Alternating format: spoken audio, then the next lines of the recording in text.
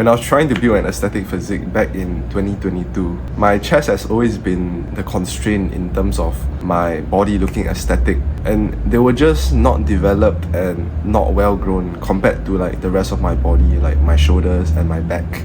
I had a phase of trying to grow it. All I wanted was just to grow my chest and keep everything else the same. Finding which chest exercise was the best to target which pec. Is doing unilateral, is doing like one side better than doing two at once. I still didn't see much of a difference until I implemented one thing which was so obvious, but then all of us overlook. If you're a skinny guy and you want to build your dream aesthetic body, click the first link in the description right now. Just check it out to see if you would be a good fit. So what is it that I did that allowed me to actually grow my chest and to stop that constant cycle of needing to find something new to actually like grow it? It's simple and it's not fancy at all. Do more volume. It's that simple. If your chest is not growing, or any part of your body actually, it means you're not doing enough volume for it. Some people just have a genetically not so gifted part of their body. For example, mine is the chest and the arms, and we just tend to like not develop it as quick as compared to the rest of the body. You add more volume by adding more sets, more reps, or just adding an extra day in general.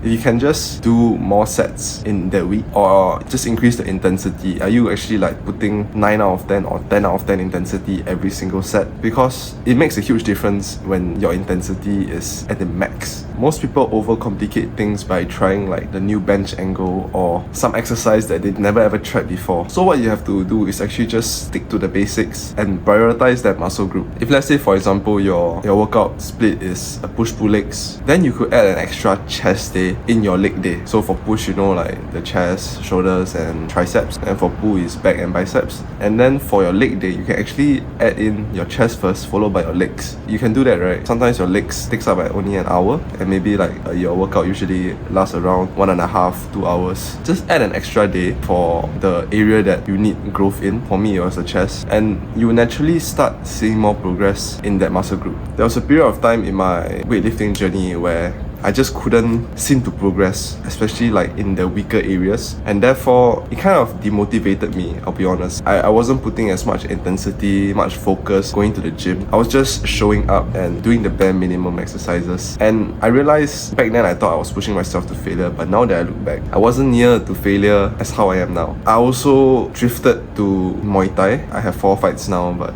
that was the phase where I just felt demotivated in the gym and I thought it wasn't for me anymore. So I went to train Muay Thai and then I started fighting. But then now I stopped fighting already, and now my focus is back on bodybuilding. I don't have any regrets whatever like drifting to Muay Thai and then having 4 fights after that. But I wish I just trained harder back then, because that would yield me more results. I mean, it's a lesson that I learned at the end of the day, but it's a lesson that I don't want you to go through. I would rather you like get the faster progress, does that make sense? So that you actually motivated and you can see growth, and you know the reason why that it isn't growing. So now you know what to do to actually start growing the area that you lack. You have to enter a season of just prioritizing it. It can be a month, 2 months, 3 months, whatever how long that you need. Put it at the start of your workout, as well as add extra sets. Can add an extra day or just do more sets or increase the intensity of that muscle group in general. For me, right now I hit my chest 10 out of 10 intensity every single session, every single workout. For example, like my biceps. I realize like sometimes when I get to